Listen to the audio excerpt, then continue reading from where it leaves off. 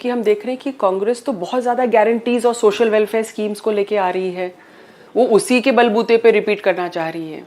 देखिए, मैं दो बातें इसमें भी कहना चाहता हूं कि 2013 का चुनाव इसी तरह से कांग्रेस पार्टी सरकार में थी, माननीय मुख्यमंत्री अशोक गहलोत थे।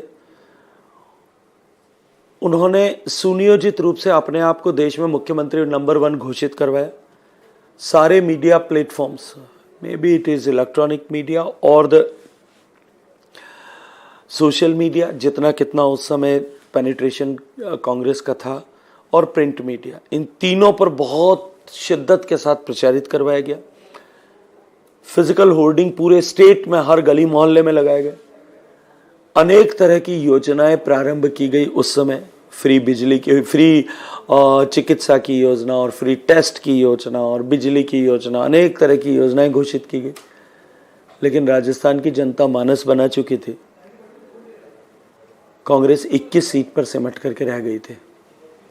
दूसरा विषय यह कि किसी भी सरकार को अपने फैगेंड पे, अंतिम चरण में इस तरह की घोषणाएं, इस तरह की लोक लुभावने वादे, इस तरह की फ्रीबीज पर क्यों जाना पड़ता है, इस तरह की गारंटीज अंततः क्यों देना पड़ती है?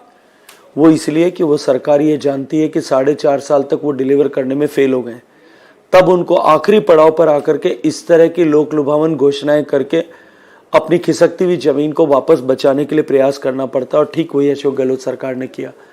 लेकिन क्योंकि किसानों के साथ इतना बड़ा धोखा हुआ था, युवाओं के साथ इतना बड़ा धोखा हुआ था, और एक बार धोखा खाए हुए लोग राजस्थान में, जैसा हिंदी में कहते हैं कि दूध का चला छाछ को भी फूंक मार करके पीता है, अब की बार विश्वास करने को तैयार नहीं था। और उसके बाद कोड में खाज ये है कि महंगाई राहत शिविर के नाम पर जितने वादे किए थे वो धरातल पर खोखले साबित हुए, वो धरातल पर किसी तरह का इम्पैक्ट नहीं बना पाए। इसलिए 7 गारंटी स्कीम्स लाई गई। अब उन 7 गारंटी स्कीम्स को अगर देखो तो कई बार हास्यास्पद लगती है। 500 रुपये में सिलेंडर देंगे, जबकि 600 रुपये में भारत सरकार पहले सिलेंडर देना ऐसा तय कर चुकी है। मोदी जी 500 रुपये की सब्सिडी ऑलरेडी दे रहे हैं। उसके बाद में इन्होंने घोषित किया कि हम बच्चों को कॉलेज में जो आएंगे उनको हम लैपटॉप्स और टैबलेट्स देंगे। पिछले 5 साल से जो स्कीम एग्जिस्टिंग थी कि जो स्कॉलर स्टूडेंट हो उनको लैपटॉप और आईपैड्स मिलने चाहिए, ऐसे 85,000 बच्चे आज भी इंतजार कर रहे हैं जिनको 5 साल गुजर गए, अभी तक नहीं मिले। राजस्थान के दुग्ध उत्पादक जो सरस डेयरी को दूध देते हैं, सरकार के आदेश के कारण से डेयरीज जितनी भी हैं सरस की, वो अपना एसएनएफ जो सॉलिड मिल्क फैट या जिसको पाउडर कहते हैं हम दूध का, जब बहुलता में, प्रचुरता में दूध आता है सीजन के समय में, तब डिमांड कम होती है तो या तो घी में कन्वर्ट करती है डेयरी या मिल्क पाउडर में कन्वर्ट करती है। सरकार की अनुमति से मिल्क पाउडर मार्केट में बेचती है। सरकार ने आदेश दिया कि आप मिल्क पाउडर नहीं बेचेंगे क्योंकि हम स्कीम ला रहे हैं ताकि बच्चों को स्कूल में जो है हम दूध दे सकें।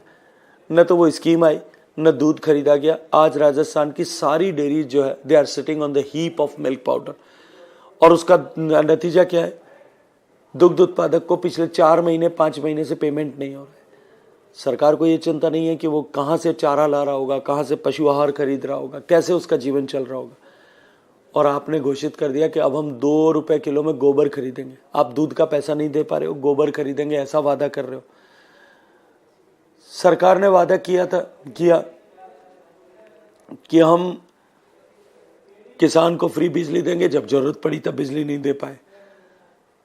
अन्नपूर्णा किट के नाम पर वादा किया, लेकिन अन्नपूर्णा किट की असलियत जब सामने आई, उसके मिलावटी सामान की हकीकत सामने आई, तो लोगों का विश्वास समाप्त हो गया। इसलिए ये एक गारंटी के, एक विश्वासघात के बाद में दूसरे जो है वादे, उन वादों के फेल होने के बाद में अब गारंटीज लेकर के आए। जनता ऐसी झूठी गारंटीज पर अब विश्वास नहीं करेगी।